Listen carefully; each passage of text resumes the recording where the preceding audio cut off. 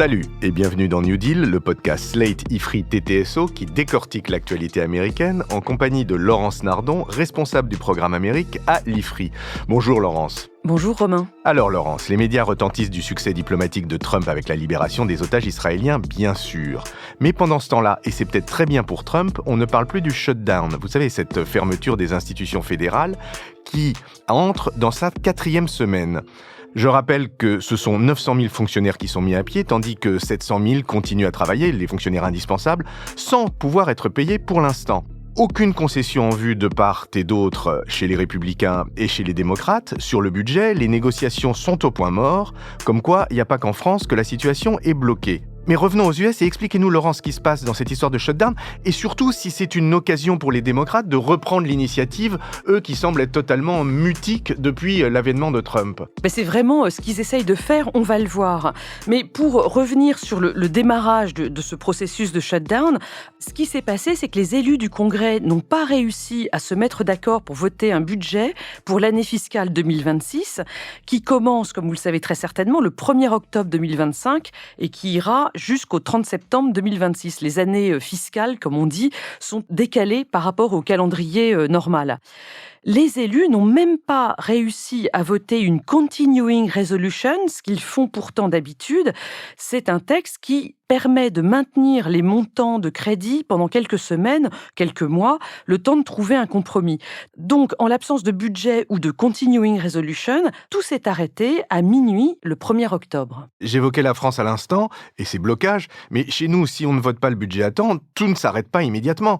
Pourquoi est-ce que les règles sont aussi strictes aux États-Unis ? Cette histoire de shutdown, c'est une tradition, si on peut dire, relativement récente, parce que c'est uniquement en 1980, on est alors sous Carter, que l'Attorney General, le ministre de la Justice de l'époque, a décidé que dorénavant, on devrait avoir un budget véritablement voté pour que les institutions fédérales continuent à opérer. Jusqu'alors, si le budget n'était pas voté, eh bien, les institutions pouvaient continuer à vivre à crédit le temps que ce soit voté. Mais de manière plus importante, on était alors dans des situations politiques beaucoup moins polarisées qu'aujourd'hui et le budget était le plus souvent voté en temps et en heure. Oui, mais la polarisation actuelle est incontestable et on en a parlé de maintes fois. Mais il faut quand même remarquer qu'à l'heure actuelle, les républicains ont la majorité dans les 2 chambres. Alors comment est-ce qu'ils n'ont pas réussi, dans ces conditions, à faire voter le budget ? Romain, c'est à cause du filibuster, évidemment. Ah, le filibuster, ça faisait bien longtemps qu'on l'avait pas vu, celui-là. Oui, il faut une supermajorité de 60 sénateurs sur 100 pour voter les budgets et les continuing resolutions. Or, à l'heure actuelle, les républicains n'ont que 53 sénateurs contre 47 pour les démocrates. Donc ça n'a pas marché, d'autant plus que les démocrates sont devenus très méfiants depuis janvier dernier sur ces histoires budgétaires. Parce que le président Trump a déjà opéré par 2 fois ce qu'on appelle des rescissions, c'est-à-dire la demande par la Maison-Blanche de revenir, d'annuler un budget qui a pourtant déjà été bel et bien voté par le Congrès. Une reprise de crédit. Exactement. Il l'a fait sur USAID, c'est-à-dire l'aide internationale humanitaire, et il l'a fait sur les médias publics, retirant des budgets déjà votés pour la chaîne de télévision PBS et la radio NPR. Les démocrates se méfient d'autant plus que pour voter une rescission, il suffit de la majorité simple au Sénat. Donc les démocrates veulent pas du tout jouer ce jeu qui consisterait pour eux à faire des concessions pour qu'il y ait les 60 votes pour voter un budget ou une continuing resolution, alors que par derrière, il suffirait de 50 votes républicains, ils les ont, pour opérer une rescission à la demande de Donald Trump. D'accord, on comprend bien la polarisation et la méfiance des démocrates, mais concrètement, quels sont les sujets de désaccord pour ce budget 2026 ? Il y en a un principal, c'est la question du système de santé américain et de son financement fédéral. Et là, si vous permettez, il faut faire un petit rappel sur Obamacare, cette grande loi qui a élargi l'accès à l'assurance santé pour les Américains et qui a été promulguée sous Obama, comme son nom l'indique, en 2010. C'est une loi qui a donc 15 ans. À partir de 2010, donc, chaque État a dû mettre en place ce qu'on appelle une marketplace qui propose des assurances santé opérées par le privé, bien sûr, aux habitants de l'État, alors soit ceux qui n'ont pas de travail, soit ceux dont l'employeur ne propose pas d'assurance santé. Ces assureurs sont très encadrés. Ils doivent proposer 4 niveaux de prix et de services, bronze, argent, or et platine. Et puis surtout, ils ne peuvent pas refuser des personnes qui auraient des antécédents médicaux. Ça, c'est très important. Pour financer ce système, à l'inverse, tous les Américains sont obligés de s'assurer ou à défaut de payer une pénalité. C'est ce qu'on appelle le individual mandate et ça a rendu fous les libertariens parce qu'on venait obliger les gens à prendre une assurance santé pour leur bien. Les libertariens pensent que ça n'est pas à l'État de vous dire ce que vous devez faire, même pour votre bien. Quoi qu'il en soit, dès les années 2010, le nombre de personnes non assurées aux États-Unis a baissé de manière significative. Et il a encore plus baissé avec le Covid à partir de 2020 parce que les Américains ont eu vraiment peur de cette pandémie. Ils ont eu besoin, envie de s'assurer. Or, dès son arrivée au pouvoir, Biden a fait voter une grande loi d'aide pour la santé qui s'appelle le American Rescue Plan. C'était en mars 2021. Ce American Rescue Plan a créé un système de crédit d'impôt pour les familles modestes pour qu'elles puissent payer cette fameuse assurance santé sur la marketplace de leur État. Alors attention, je ne parle là que des familles modestes parce que les familles les plus pauvres aux États-Unis sont directement aidées par le système Medicaid, qui est un système de santé concernant vraiment les plus pauvres de la population et qui a été créé dans les années 60. Mais concrètement, quels ont été les impacts de ces différentes lois, celle d'Obama, celle de Biden, sur la proportion des Américains qui ne sont pas assurés ? Cet impact est absolument énorme. En 2010, donc au moment où l'Affordable Care Act, qui est le nom officiel d'Obamacare, se met en route, on a aux États-Unis 16% de la population qui n'a pas d'assurance médicale. 16%, c'est à peu près 50 millions de personnes, non, c'est ça ? Oui, tout à fait. Et aujourd'hui, en 2025, ce nombre est tombé à 8,2% de la population. Donc divisé par 2, la proportion d'Américains non assurés a été divisée par 2. C'est un progrès social indéniable. Indéniable, mais remis en cause aujourd'hui ? Oui, parce que ce système de crédit d'impôt créé par le American Rescue Plan de 2021 va s'interrompre à la fin de l'année, là, 2025. Et dès novembre, lorsque les gens vont commencer à recevoir leur formulaire de réinscription pour 2026, eh bien, beaucoup d'entre eux vont s'apercevoir que le coût de leur assurance santé va doubler ou tripler l'année prochaine. Il faut ajouter à cela que la grande loi de Trump votée en juillet, le One Big Beautiful Bill, dont on a déjà parlé, a engagé de son côté une réduction très importante de Medicaid, et donc les plus pauvres des Américains seront eux aussi précarisés en ce qui concerne leur santé.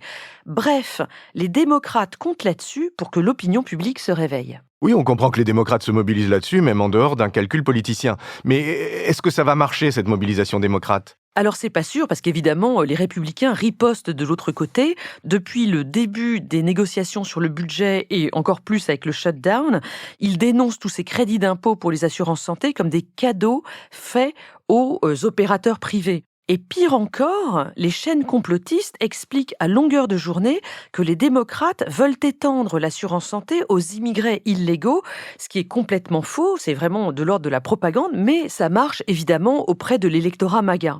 Mais c'est peut-être la réaction de Trump lui-même qui va être la plus efficace. Parce que contrairement aux républicains classiques de l'époque d'Obama, il a vite compris qu'il fallait protéger l'assurance santé des classes moyennes et il se montre beaucoup plus flexible qu'un Bush, par exemple, sur ce sujet.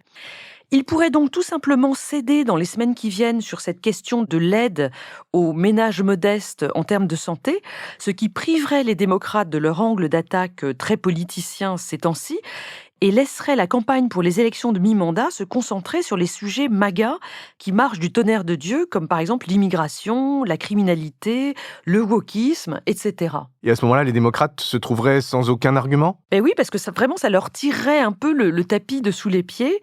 Ils se trouveraient de nouveau démunis face au rouleau compresseur MAGA en face d'eux. Mais peut-être que la société civile va prendre le relais, la société civile de gauche, entre guillemets.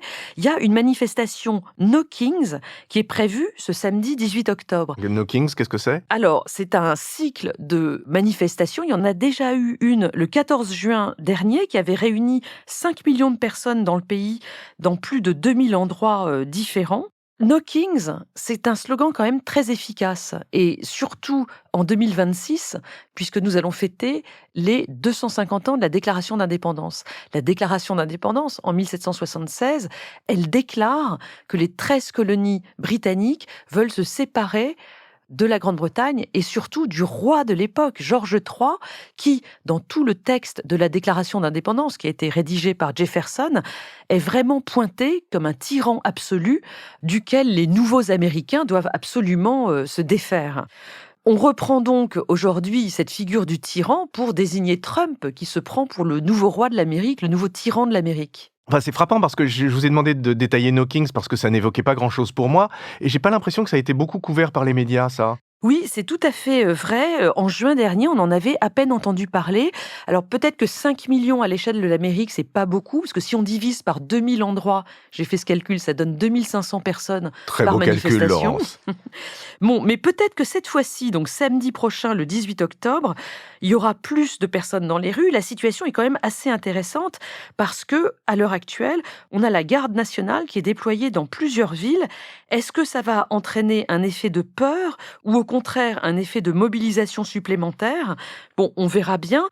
Ce qu'il faut quand même dire, c'est que s'il devait y avoir des heurts entre la garde nationale et des Black Blocs, par exemple, ce serait immédiatement instrumentalisé par les chaînes d'extrême droite. Oui, alors puisque ça peut chauffer éventuellement ce samedi, est-ce que vous pourriez nous faire un petit récap des endroits où la garde nationale est déployée aux États-Unis à ce jour? Oui, alors aujourd'hui, la garde nationale est déployée dans 4 villes. Los Angeles, ça a été en premier en juin. C'était pour assister et protéger ICE, la police des frontières, dans les rafles de personnes en situation illégale. Il y a eu 4000 membres de la garde nationale, plus 700 Marines. Mais bon, aujourd'hui, ils ne sont plus que 100, donc on peut dire qu'il y a quasiment plus de garde nationale à Los Angeles. La deuxième ville, c'est Washington. Le gouvernement fédéral a pris le contrôle de la police métropolitaine au mois d'août et a également envoyé la garde nationale. Cette fois-ci, c'était pas pour lutter contre l'immigration, c'était pour lutter contre la criminalité urbaine. À l'heure actuelle, ils sont encore 2200 à patrouiller dans la capitale fédérale. Le 15 septembre, Trump a signé un mémo présidentiel prévoyant d'envoyer la garde nationale cette fois-ci à Memphis, dans le Tennessee. C'est un État républicain. C'est intéressant parce que du coup, le gouverneur est tout à fait pour ce déploiement. Les troupes commencent à être déployées depuis la fin septembre. Et la dernière ville pour l'instant, c'est Portland, dans l'Oregon, où 200 membres de la garde nationale de l'Oregon sont déployés en attendant des renforts venus de Californie. Ça n'est pas terminé parce que Trump parle d'envoyer aussi la garde nationale à Boston, à New York, à Baltimore, à la Nouvelle-Orléans, à Saint-Louis et à San Francisco et Oakland, 2 villes très proches dans la Californie du Nord. Alors chaque fois qu'il s'agit d'un État démocrate, il y a des recours juridiques dans tous les sens pour bloquer l'envoi de ces gardes nationales. La situation ne cesse de se modifier de jour en jour à mesure que les juges rendent leur verdict. Bon, on va conclure en disant qu'il y a quand même une assez sale ambiance aux États-Unis aujourd'hui. Une sale ambiance donc, c'est l'avis de l'expert. Merci Laurence pour ce point technique et absolument passionnant. Et on se retrouve bien entendu la semaine prochaine. Enfin, vous toute seule, puisque vous aurez un invité. Qui est votre invité la semaine prochaine? Je reçois Laurie Kenton, qui est maître de conférence à l'Université Versailles-Saint-Quentin en civilisation américaine. Il sort très prochainement un bouquin absolument passionnant sur les musiques, les chansons associées à la Route 66. Donc on va traverser les États-Unis en musique. Eh bien, je vous écouterai de mon lit et je chanterai avec vous et votre invité, Laurence. Merci et à dans 2 semaines. Merci Romain, à bientôt. Retrouvez New Deal chaque semaine sur Slate Audio et toutes les plateformes de podcast.